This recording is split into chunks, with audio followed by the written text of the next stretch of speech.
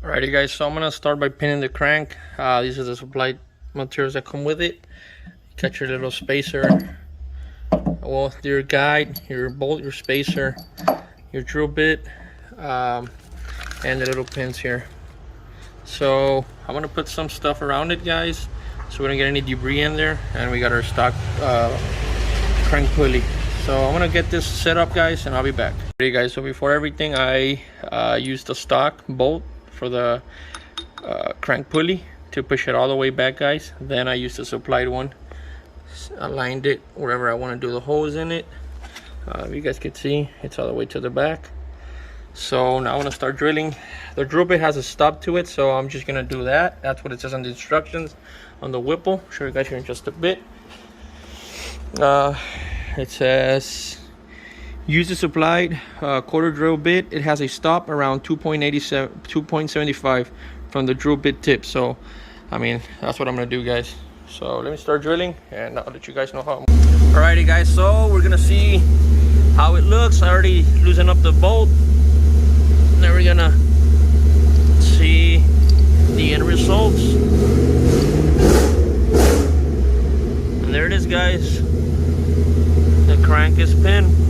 Alrighty guys, so it says to use some never sees on the pins. So that's what I'm gonna be using, guys. I'm gonna add a little bit to them just so they don't get stuck. Some people use them on the manifold bolts. I got all the bolts new.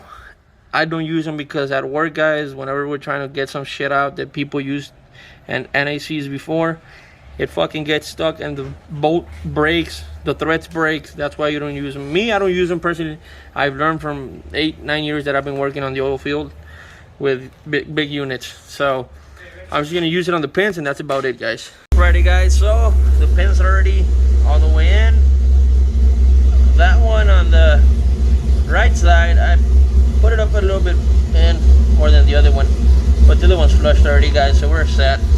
So that's the way it should be. Now we're just gonna put the bolt in there. Should be good.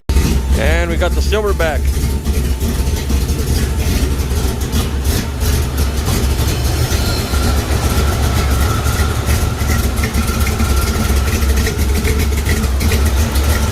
Runs in the family.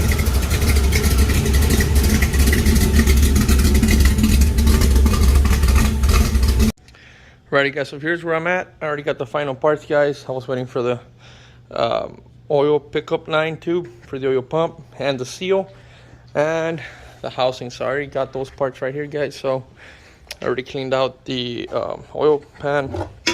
So these are the new parts, the new oil pickup line. So I got the seals as well and the filter housing, guys. So I'm gonna start doing this, guys. I'm gonna add some silicone on these edges right here, but that's how it is, guys. That's the new motor. Hopefully we can make 850. I'll be pretty good with that until I get my other car, but for now let's try to get this one going, guys. Alrighty guys, so I got the oil pan installed.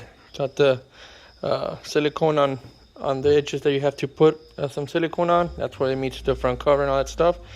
So I think I'm gonna start putting the motor mounts first, guys. Then I'm gonna put the manifolds. That way we could get it in, everything assembled already, have less trouble working on it right there. So let me get the motor mounts out, start putting them here, and be back in a bit. Alrighty guys, so here are the manifolds. I'm still going with the stock ones for now, guys. Maybe later down I'll upgrade to an aftermarket ones, maybe 2-inch primary long tube headers, but for now we're going with that. These are the brand new manifold gaskets. I also got the brand new bolts as well. So I'm gonna start putting that, guys, and I'll show you guys here in a bit. I wish I had my stand or the GoPro. I don't know where the GoPro's at, so I could do like a little time lapse. I can't. This phone, I don't know, but stay with me. Alrighty guys, so I didn't record anything last night when I finished, but the motor's in, motor mounts are in already.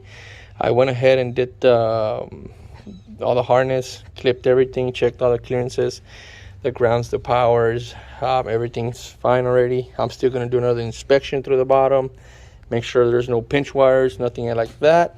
But I mean, got the coils in, connected. We just need the injectors.